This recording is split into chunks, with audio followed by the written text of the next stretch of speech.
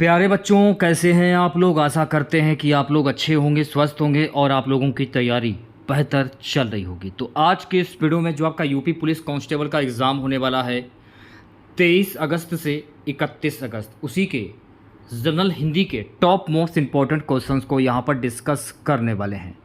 तो वीडियो काफ़ी इंपॉर्टेंट है आप लोगों के लिए, तो इस वीडियो को पूरा ज़रूर देखिए।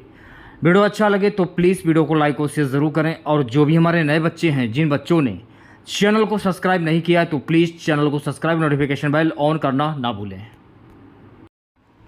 तो चलिए वीडियो को स्टार्ट करते हैं। गाइस, यूपी पुलिस कांस्टेबल की एग्ज़ाम डेट घोषित कर दी गई है। 23 अगस्त से 31 अगस्त के बीच में एग्ज़ाम आयोजित किया जाएगा। आप लोगों के पास सिर्फ और सिर्फ 24 दिन शेष हैं। तो आज मैं आप लोगों के लिए जनरल हिंदी के कुल 50 क्वेश्चंस लेकर आया हूं। अगर आप लोगों ने इन 50 क्वेश्चंस में 45 क्वेश्चंस के सही जवाब दिए तो आप लोग समझ लीजिएगा जनरल हिंदी की जो आप लोगों की तैयारी है वो काफ़ी हद तक अच्छी है। तो खुद से प्रयास कीजिएगा इन सभी क्वेश्चंस के आंसर देने का। 2 से 3 सेकंड के बाद मैं आंसर क्लियर कर दूंगा। सेशन को शेयर कर दीजिए एक बार आप लोग, और वीडियो को जल्दी से लाइक कर दीजिए। आज के इस सेशन में पहला क्वेश्चन रहेगा कि किस शब्द की वर्तनी सही है। शुद्ध वर्तनी की आपको पहचान करनी है। अंतर्राष्ट्रीय की शुद्ध वर्तनी क्या होगी, यह आपको बताना है। अंतर्राष्ट्रीय लिखने का जो तरीका है वो ये रहा। अंतर्राष्ट्रीय ऐसे लिखा जाता है, तो वी ऑप्शन जो है आपका ये बिल्कुल सही हो जाएगा। अगला प्रश्न देखिएगा, किस देश में हिंदी भाषा का प्रयोग लिखने व बोलने में किया जाता है। ऑस्ट्रेलिया, दक्षिण अमेरिका, पाकिस्तान, मॉरिशस में हिंदी भाषा का प्रयोग लिखने व बोलने में किया जाता है। ऑप्शन नंबर डी जो है आपका ये बिल्कुल सही हो जाएगा। अगला प्रश्न हमारा है, उत्कंठा का पर्यायवाची शब्द क्या होगा। लालसा, उत्पन्न, उपेक्षा, उलाहना। उत्कंठा का पर्यायवाची शब्द क्या होगा, जल्दी से आंसर दीजिए सभी बच्चे। तो मेरे प्यारे साथियों, उत्कंठा का पर्यायवाची शब्द होता है लालसा। ऑप्शन नंबर ए जो है आपका ये बिल्कुल सही हो जाएगा। नेक्स्ट क्वेश्चन, उहापोह का पर्यायवाची शब्द क्या होगा। निश्चित, असमंजस, अभिभूत, व्यग्रता। उहापोह का पर्यायवाची शब्द क्या होगा। तो मेरे प्यारे साथियों, उहापोह का पर्यायवाची शब्द होता है असमंजस। ऑप्शन नंबर वी जो है आपका ये बिल्कुल सही हो जाएगा। नेक्स्ट क्वेश्चन, जो शीघ्र प्रसन्न हो जाए उसे क्या कहते हैं। प्रसन्नचित्त, प्रसून, प्रसन्ना, आशुतोष। जो शीघ्र प्रसन्न हो जाए उसे क्या कहेंगे। तो जो शीघ्र प्रसन्न हो जाए उसे हम कहते हैं आशुतोष। ऑप्शन नंबर डी जो है आपका ये बिल्कुल सही हो जाएगा। अगला प्रश्न, जिसकी भुजाएं घुटनों तक लंबी हों उसे क्या कहते हैं। अजानबाहु, अजानुबाहु, समबाहु, विषमबाहु। जिसकी भुजाएं घुटनों तक लंबी हों उसे क्या कहते हैं। तो जिसकी भुजाएं घुटनों तक लंबी हो उसको कहते हैं अजानुबाहु। वी ऑप्शन जो है आपका ये बिल्कुल सही हो जाएगा। ठीक है, नेक्स्ट क्वेश्चन देखिएगा मेरे प्यारे साथियों, अपहरण में किस उपसर्ग का प्रयोग हुआ है। तो मैंने आप लोगों को कितनी बार बताया कि शुरुआत का जो शब्द होगा वो आपका उपसर्ग होगा, और लास्ट वाला जो शब्द होगा वो आपका प्रत्यय होगा। तो अपहरण में किस उपसर्ग का प्रयोग हुआ। तो मेरे प्यारे साथियों, अपहरण में अप उपसर्ग का प्रयोग हुआ है। तो सी ऑप्शन जो है आपका ये बिल्कुल सही हो जाएगा। उल्लंघन में उपसर्ग बताइए। स्टार्टिंग का शब्द उल्लंघन, तो उल्लंघन में कौन सा उपसर्ग होगा। उत्धन लंघन। सी ऑप्शन जो है आपका ये बिल्कुल करेक्ट हो जाएगा। ठीक है, नेक्स्ट क्वेश्चन देखिएगा मेरे प्यारे साथियों, उन्मेष में किस उपसर्ग का प्रयोग हुआ है। उन्मेष, तो मैं आपको बता देना चाहता हूँ गाइस कि उन्मेष में उद उपसर्ग का प्रयोग हुआ है, स्टार्टिंग का शब्द। तो ऑप्शन नंबर वी जो है आपका ये बिल्कुल सही हो जाएगा। नेक्स्ट क्वेश्चन देखिएगा, कौन सही सुमेलित है। यहाँ पर आपको विलोम शब्द की पहचान करनी है। कौन सही सुमेलित है विलोम शब्द का। तो मेरे प्यारे साथियों, अनुरूक्ति का विलोम शब्द होता है विरक्ति। ऑप्शन नंबर ए जो है आपका ये बिल्कुल करेक्ट हो जाएगा। अगला प्रश्न हमारा है, निम्न में कौन एक शब्दालंकार नहीं है? अनुप्रास, श्लेष, यमक, उपमा। उपमा जो है ना, उपमा ये शब्दालंकार नहीं है, तो डी ऑप्शन जो है आपका ये बिल्कुल सही हो जाएगा। अगला प्रश्न देखिएगा सभी बच्चे, निम्न में से कौन अर्थालंकार नहीं है? उपमा, उत्प्रेक्षा, वक्रोक्ति, रूपक। निम्न में कौन अर्थालंकार नहीं है? वक्रोक्ति जो है ना, वक्रोक्ति ये अर्थालंकार नहीं है, तो सी ऑप्शन जो है आपका ये सही हो जाएगा। नेक्स्ट क्वेश्चन देखिएगा, निम्न में कौन एक भिन्न है? ऐसा शब्द जो शब्द सबसे अलग हो। यमक, श्लेष, वक्रोक्ति, दृष्टांत।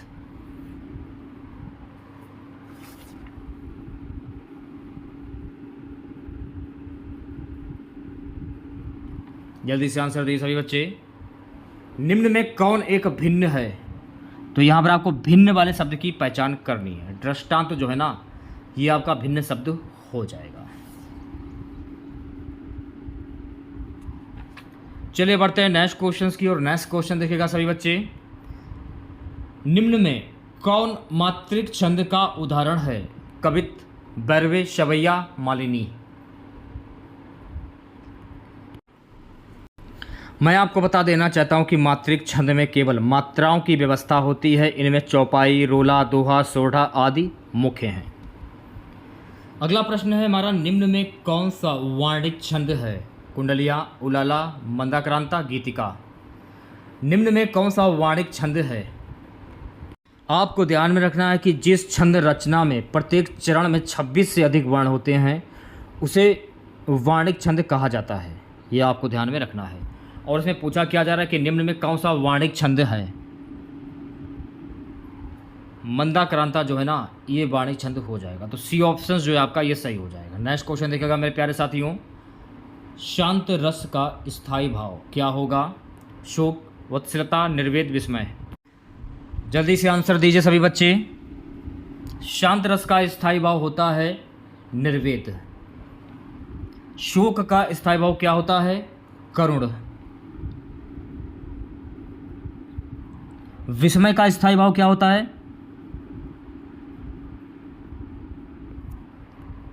तो विस्मय का स्थायी भाव होता है अद्भुत रस। वत्सलता का वत्सल होता है, ये भी आपको ध्यान में रखना है। नेक्स्ट क्वेश्चन देखिएगा मेरे प्यारे साथियों, अनुराग किस रस का स्थायी भाव है? शांत रस, वात्सल रस, वीर रस, रौद्र रस। अनुराग किस रस का स्थायी भाव है? तो मेरे प्यारे साथियों, अनुराग जो है ना, ये वात्सल रस का स्थायी भाव है। ऑप्शन नंबर वी जो है आपका ये सही हो जाएगा। अगला हमारा प्रश्न है, प्रिय प्रवास किसकी रचना है? अयोध्या सिंह उपाध्याय हरिऔध, सच्चिदानंद हीरानंद वात्स्यायन अज्ञे, मैथिली शरण गुप्त, माखनलाल चतुर्वेदी। प्रिय प्रवास किसकी रचना है? तो मेरे प्यारे साथियों, प्रिय प्रवास जो है ना, अयोध्या प्रसाद सिंह उपाध्याय हरिऔध की रचना है। ऑप्शन नंबर ए जो है आपका ये बिल्कुल सही हो जाएगा। अगला प्रश्न, भ्रमर गीत किस कवि की रचना है? तुलसीदास, सूरदास, मीराबाई, नंददास। भ्रमर गीत किस कवि की रचना है? जल्दी से आंसर दीजिए सभी बच्चे। तो मेरे प्यारे साथियों, भ्रमर गीत जो है ना, ये सूरदास की रचना है। सूरदास को अष्टछाप का जहाज कहा जाता है। सूरदास किस काल के कवि हैं? भक्ति काल के। सूरदास के गुरु का क्या नाम है? तो सूरदास के गुरु का नाम है बल्लभाचार्य। तो ये सारे फैक्ट आपको ध्यान में रखने हैं। अगला प्रश्न हमारा है मेरे प्यारे साथियों, निम्न में कौन सी सूरदास की रचना है? तो काफ़ी इंपॉर्टेंट क्वेश्चन है और काफ़ी सिंपल भी, आसानी से बता सकते हैं आप लोग। तो सूरदास की जो रचना है वो है सूर साहित्य। तो बी ऑप्शन जो है आपका ये बिल्कुल सही हो जाएगा। सॉरी, सूरदास की जो रचना है वो है सूर सागर। सी ऑप्शन जो है आपका ये बिल्कुल करेक्ट हो जाएगा। अगला प्रश्न हमारा है मेरे प्यारे साथियों कि परमाल रासों की रचना किसने की थी? जयदेव, जगनिक, चंद्रबरदाई, नरपति नलह। परमाल रासों की रचना किसके द्वारा की गई थी? तो मेरे प्यारे साथियों, परमाल रासों की जो रचना है ना, जगनिक के द्वारा की गई थी। तो बी ऑप्शन जो है आपका ये बिल्कुल करेक्ट हो जाएगा। अगला प्रश्न हमारा है, रामचरितमानस किस काव्य धारा की प्रतिनिधि रचना है? कृष्ण भक्ति, राम भक्ति, प्रेम मार्गी, ज्ञान मार्गी। रामचरितमानस की किस काव्य धारा की प्रतिनिधि रचना है? तो रामचरितमानस जो है ना, राम भक्त की काव्य धारा की प्रतिनिधि रचना है। रामचरितमानस की रचना किसके द्वारा की गई थी? गोस्वामी तुलसीदास के द्वारा। अगला प्रश्न हमारा है, दिगंबर में कौन सा समास है? तत्पुरुष, बहुप्रिय, अव्ययभाव या कर्मधार? तो मैं आपको बता देना चाहता हूं कि दिगंबर में बहुप्रिय समास होता है और इसका अर्थ किसी के नाम से जोड़ा जाता है। तो ऑप्शन नंबर वी जो है आपका, ये बिल्कुल सही हो जाएगा। चलिए बढ़ते हैं नेक्स्ट क्वेश्चन की ओर। गंगा का पर्यायवाची शब्द निम्न में से कौन नहीं है? सुर, सरिता, मंदाकिनी, कालिंदी, देवपगा। कालिंदी जो है ना, कालिंदी ये गंगा का पर्यायवाची शब्द नहीं है, तो सी ऑप्शन जो है आपका करेक्ट हो जाएगा। देखिए कालिंदी जो है ना, ये अर्कजा का पर्यायवाची शब्द होगा। देवपगा, मंदाकिनी, सुर, सरिता ये गंगा के पर्यायवाची शब्द हो जाएंगे। ठीक है, नेक्स्ट क्वेश्चन देखिएगा। निम्न में कौन कमल का पर्यायवाची नहीं है? जल्दी से आंसर दिए सभी बच्चे। ऑप्शन नंबर ए जो है आपका, ये बिल्कुल सही हो जाएगा। जलद जो है ना, ये बादल का पर्यायवाची शब्द है। पंकज, शतदल, राजीव ये कमल के पर्यायवाची शब्द हो जाएंगे। नेक्स्ट क्वेश्चन देखिएगा। छंद प्रभाकर किसकी रचना है? इंपॉर्टेंट क्वेश्चन है। जगन्नाथ प्रसाद, भानु, कुलपति मिश्र, भिखारी दास, मतीराम। छंद प्रभाकर किसकी रचना? तो मेरे प्यारे साथियों, छंद प्रभाकर जो है ना, ये मतीराम की रचना है। किसकी है? मतीराम। तो डी ऑप्शन जो है आपका, ये सही हो जाएगा। निम्न में कौन चंद्रमा का पर्यायवाची शब्द नहीं है? हिमांशु, राकापति, मृगांक, तुरंग। ऑप्शन नंबर डी जो है आपका, ये बिल्कुल करेक्ट हो जाएगा। तुरंग। तुरंग जो है ना, ये घोड़ा का पर्यायवाची शब्द है। मृगांक, राकापति, हिमांशु ये चंद्रमा के पर्यायवाची शब्द हो जाएंगे। ठीक है, नेक्स्ट क्वेश्चन देखेगा। निम्न में किस शब्द की वर्तनी शुद्ध है? तो यहाँ पर आपको शुद्ध वर्तनी की पहचान करनी है। आध्यात्मिक, आध्यात्मिक कैसे लिखा जाता है? आध्यात्मिक। ऑप्शन नंबर वी जो है आपका, ये बिल्कुल करेक्ट हो जाएगा। आध्यात्मिक ऐसे लिखा जाता है। अगला प्रश्न, निम्न में कौन से शब्द की वर्तनी शुद्ध है? तो यहाँ पर आपको शुद्ध वर्तनी की पहचान करनी है। तो मेरे प्यारे साथियों, हितैषी, हितैषी आपका सही आंसर हो जाएगा। नेक्स्ट क्वेश्चन देखेगा। चिराग तले अंधेरा कहावत का सही अर्थ क्या है? अपनी बुराई नहीं दिखना, परिश्रम से भागना, उच्च और साधारण की तुलना अधिक लाभ होना। चिराग तले अंधेरा कहावत का सही अर्थ क्या होगा? तो मेरे प्यारे साथियों, अपनी बुराई नहीं दिखना। ऑप्शन नंबर ए जो है आपका, ये बिल्कुल सही हो जाएगा। बात करेंगे नेक्स्ट क्वेश्चंस की। नेक्स्ट क्वेश्चंस देखेगा मेरे प्यारे साथियों। मूर्ख धनवान किस लोककृति को चरितार्थ करता है? अंधा का आँख का अंधा नाम नयन सुख, आँख का अंधा गांठ का पूरा, आगे नाथ ना पीछे पगहा, नाच ना जाने आंगन टेढ़ा। मूर्ख धनवान किस लोककृति को चरितार्थ करता है? आंख का अंधा गांठ का पूरा। ऑप्शन नंबर वी जो है आपका, ये बिल्कुल करेक्ट हो जाएगा। नेक्स्ट क्वेश्चन देखिएगा। सबका अपनी अपनी मर्जी से काम करना किस लोककृति को चरितार्थ करता है? यानी इसका अर्थ है अपनी ढपली अपना राग, आप डूबे तो सब जग डूबा, खग जाने खग की ही भाषा, अकल बड़ी या भैंस।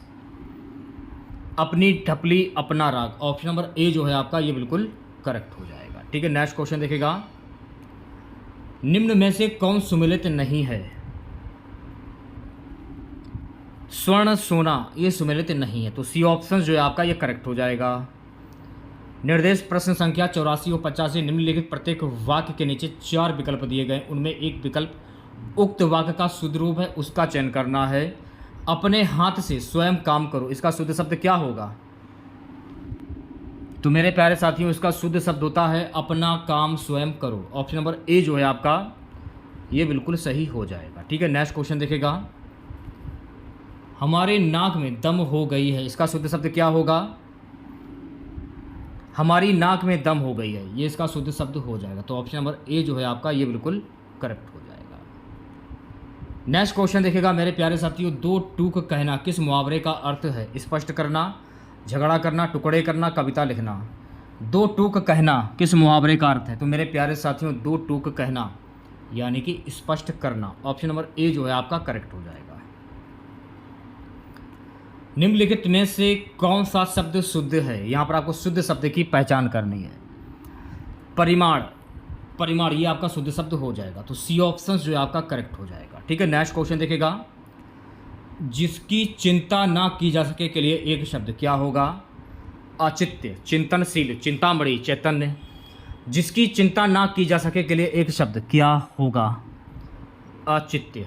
ऑप्शन नंबर ए जो है आपका ये बिल्कुल सही हो जाएगा। अगला प्रश्न हमारा है, प्राकृतिक शब्द का विपरीत अर्थक शब्द क्या है? तो प्राकृतिक शब्द का विपरीत अर्थक शब्द होता है कृत्रिम। तो वी ऑप्शन जो है आपका ये बिल्कुल करेक्ट हो जाए। नेक्स्ट क्वेश्चन देखिएगा मेरे प्यारे साथियों। निम्नलिखित में से कौन सा शब्द पुल्लिंग है? तो यहाँ पर आपको पुल्लिंग शब्द की पहचान करनी है। तो मोती जो है ना ये पुल्लिंग शब्द हो जाएगा, तो डी ऑप्शन जो है आपका करेक्ट हो जाएगा। घनश्याम में कौन सा समास होगा? तो मैंने आपको क्या बताया था कि जब किसी वाक्य में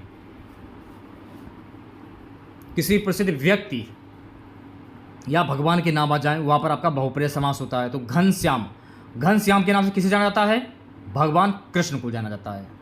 लेकिन इसमें कर्मधार समास दिया जा रहा है, द्वंद्व दिया जा रहा है, अव्ययभाव और तत्पुरुष। बहुप्रिय समास इसमें है नहीं, तो ऐसा जब भी दिया जाए तो कर्मधार समास पर आप टिक कर दीजिए, कर्मधार समास के ऊपर, क्योंकि ऑप्शन में तो दिया नहीं है, तो कर्मधार समास हो जाएगा आंसर। भवन का सही संधि विच्छेद क्या होगा? इंपॉर्टेंट क्वेश्चन है।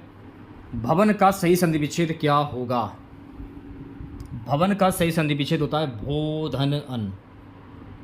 अच्छा, अगर पेपर में पूछ लिया जाए कि भवन में प्रयुक्त संधि कौन सी होगी, तो यहाँ पर हो जाएगा अयादि स्वर संधि।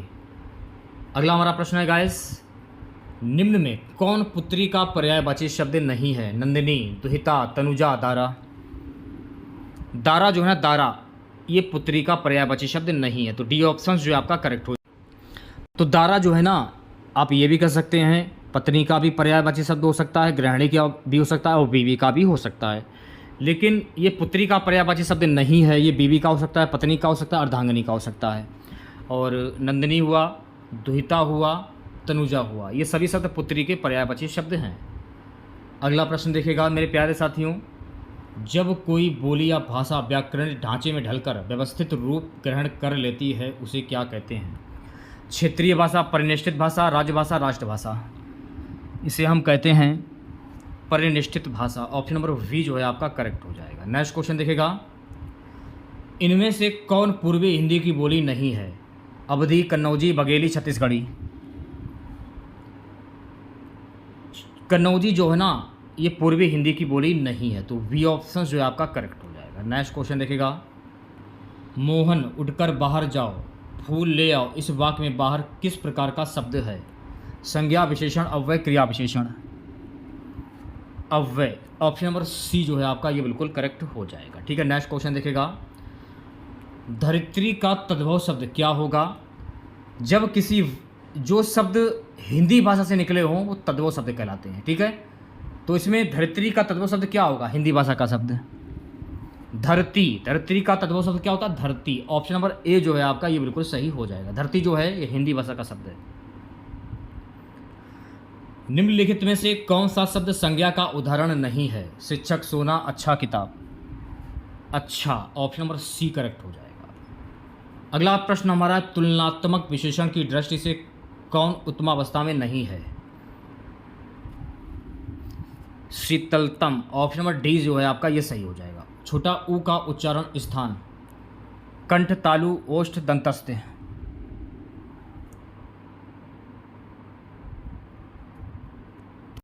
छोटा ओ यानी कि सी ऑप्शन जो है आपका ये बिल्कुल करेक्ट हो जाएगा।